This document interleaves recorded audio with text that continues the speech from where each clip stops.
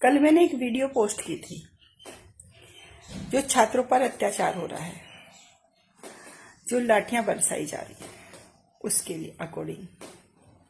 उसमें किसी भाई ने कमेंट किया कि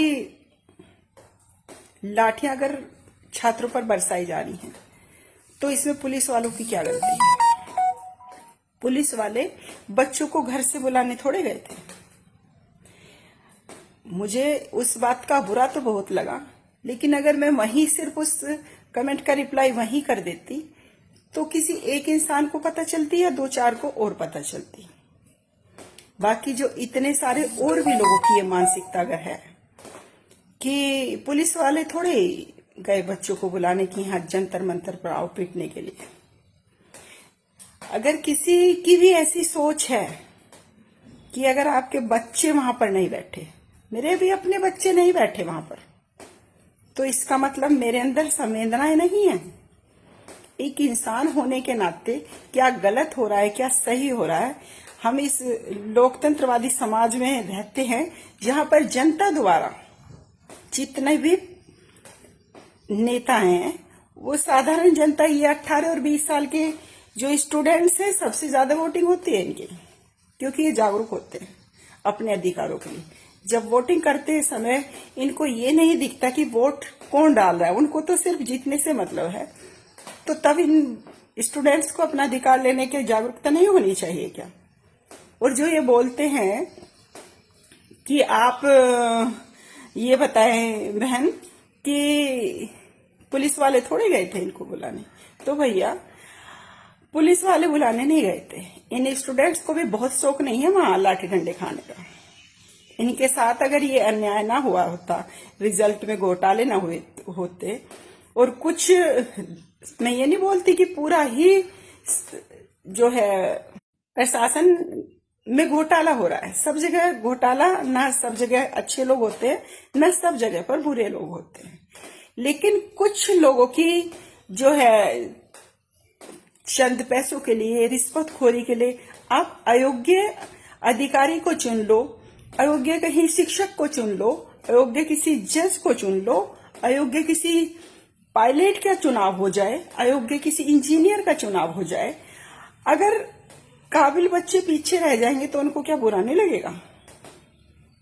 काबिल इंसान जिसके अंदर योग्यता है किसी भी क्षेत्र में कुछ कर दिखाने की, उसमें ये नहीं देखना चाहिए कि कौन किस कास्ट का है, काबिलियत किसके अंदर ज्यादा है।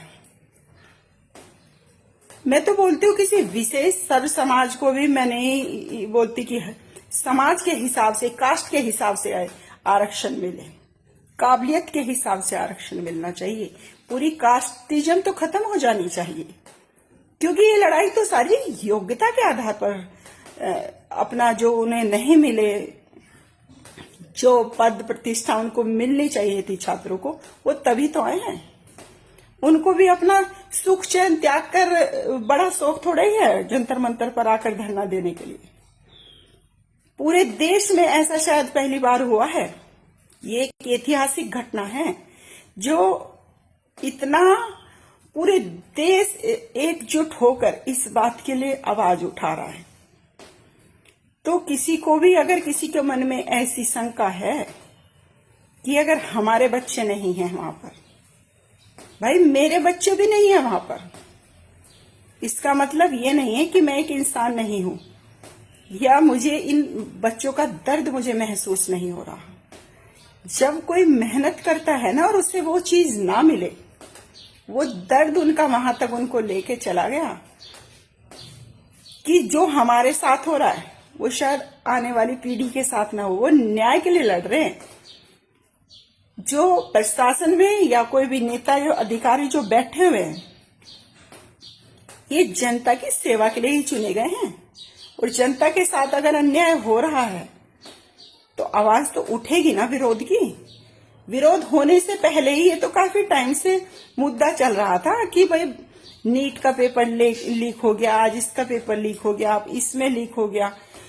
तभी से जांच एजेंसियां पूरे ढंग से काम करती, उनका सुधार तभी हो जाता इन बच्चों को बेचारों को वहां भूख प्यास में पिटने के लिए क्या जरूरत थी वहां जाने की। तो किसी भी इंसान को इतना असंवेदनशील नहीं होना चाहिए कि वो ये कहें कि हमारे बच्चे अगर नहीं है तो ये चीज सही हो रही है। ये सरासर गलत हो रहा है।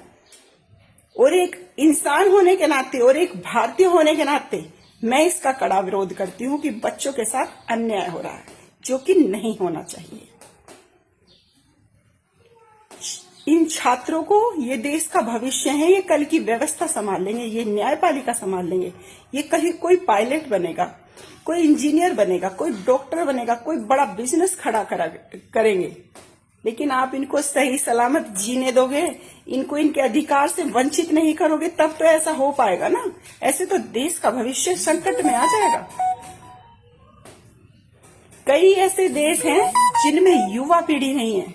हमारा देश युवा पीढ़ी के मामले में नंबर 1 पर है, इसलिए हम जीतते हैं। सिर्फ बुजुर्ग रह जाएंगे तो क्या कर लेंगे वो। ये युवा पीढ़ी ही तो सारा कुछ आज या कल संभालेगी ना, और आप इनको खत्म कर दोगे। किसी को मार दोगे, किसी को अपाहिज कर दोगे, इस तरह मार पिटाई करके किसी को मेंटली डिस्टर्ब कर दोगे, तो देश का फ्यूचर तो खतरे में आ जाएगा ना। तो जो लोग ये बोलते हैं कि बच्चों को बुलाने पुलिस नहीं गई या प्रशासन नहीं गया, क्योंकि दिक्कत स्टूडेंट्स को थी, जाना उन्हें पड़ा। जिनको दिक्कत नहीं है वो वहां क्यों जाएंगे। इन बच्चों के साथ पूरे देश को इस मुद्दे को साथ में उठाना चाहिए और इसका सॉल्यूशन भी ढूंढना चाहिए, और सरकार को इसके लिए कड़ा रुख अपनाना चाहिए। सिर्फ बातें बनाने से काम नहीं बनता, उस पर कार्रवाई भी होनी चाहिए। धन्यवाद।